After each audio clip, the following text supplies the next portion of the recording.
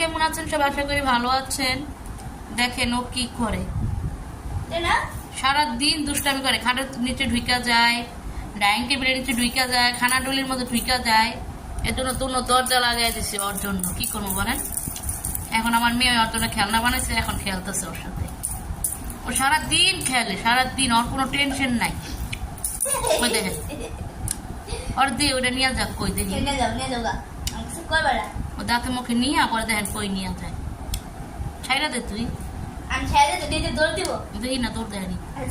মেয়ের ছাড় থেকে দেখছেন ও ধরে খেলবে, বুঝছেন? সারাদিন দুষ্টামি করে।